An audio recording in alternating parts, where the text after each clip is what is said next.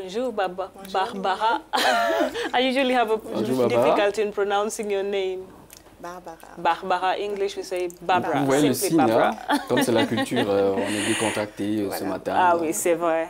Donc, what are you talking to us about? And I hope it's not coffins and graves. Aujourd'hui, c'est beaucoup plus positif. Aujourd'hui, la rubrique culture est consacrée aux femmes, pas n'importe lesquelles, des femmes qui, à travers leur African women who have chosen to promote and preserve African cultural heritage through their artworks. Let's discover two typical personalities. They are both Nigerians, but from two different generations. One grew up in Nigeria and wants to continue traditional practices that are lost. The second is a Nigerian in the diaspora, and she grew up and lives in England and wants to keep a link with the land of her ancestors through her art. Let's start with the first. She's called Davies Okundaye. She's well known in Nigeria. She's a painter, and her works are exhibited in galleries around the world. She also has an art gallery in Lagos through which she has promoted various African artists, mainly painters, sculptors, and dancers. But above all, she's a woman who is fighting to preserve the Nigerian know-how, the adire. So what is adire? Also called batik or tie and dye in other parts of the world. Well, it's a fabric that is dyed and with a dye called indigo. It is a practice carried out in a village in the southern part of Nigeria. It also exists in other countries, including Mali. Davies Okundaye realized that adire was becoming less recognized, so she has decided to promote it, to keep it alive. So she has decided to train thousands of Nigerians for free. That reminds me of tie and dye. In primary school, when I was in primary school, during my arts lesson, our teacher taught us how to make fabrics of tie and dye. And just the procedure of coming up with the whole fabric was very beautiful. And gosh, I think I should Une affaire de fille, hein? Totalement. C'est pas une affaire de fille, Stéphane, c'est une affaire de préserver le patrimoine culturel africain parce que it's all about keeping the African heritage. L'automatisation et toutes les machines, etc. C'est un travail qui est très minutieux et qui prend assez de temps, donc du coup. It takes a lot of time.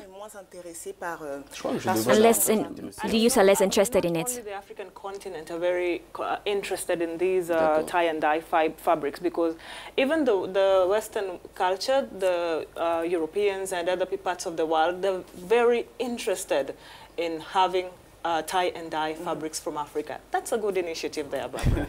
En tout cas, Davies Okundaye. Well, thanks to the training offered in our workshops in Nigeria, she managed to change the destiny of many Nigerians who were poor and became financially independent. So this is a nice cause for this woman. Elles ont réussi à devenir indépendantes financièrement, donc c'est vraiment un beau parcours pour cette femme.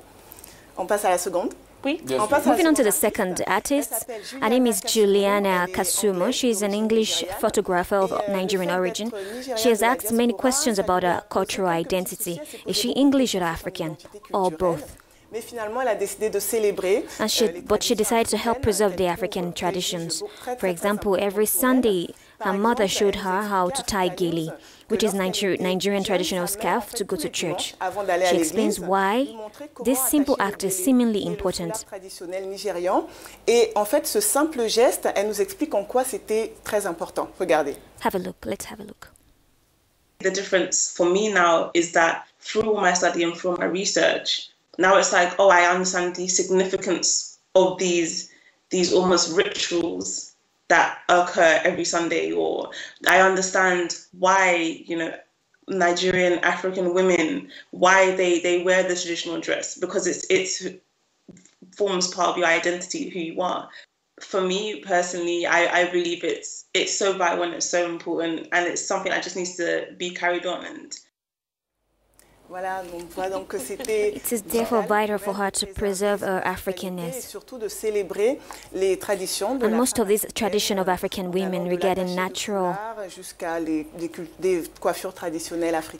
and Afro styles. We should inform our viewers, or we should ask the Nigerians, because the gele is known for the Nigerian culture, how to tie the gele. But I remember we have already done on how just to tie generally the foulard, the head wraps. But Gele, I think that would be an interesting one as well. Also, she is another fight in regard to African women with their kinky hair, she's trying through a photograph to promote and celebrate this hair, often mismanaged with straightening and weaving, among others. So here she's making highlights on traditional hairstyles and celebrates them at a period where all is influenced by Western standards of beauty. She made highlights on hairstyles that are mothers of a million us. It reminds me of memories.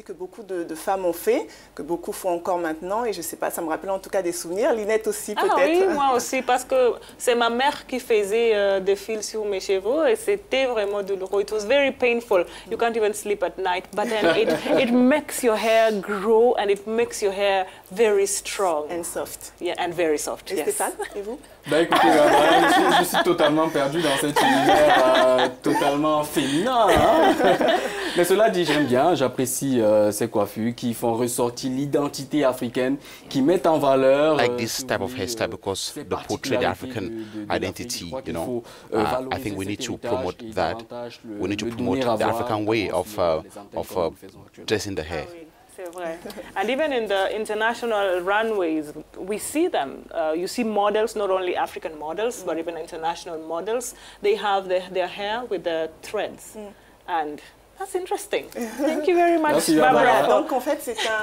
So for these two women, this is an artistic job, but it also political because each, in their own way, have really preserving the African heritage despite the standardization of cooperation and modernism. Thank you very much, Barbara. It's been very interesting.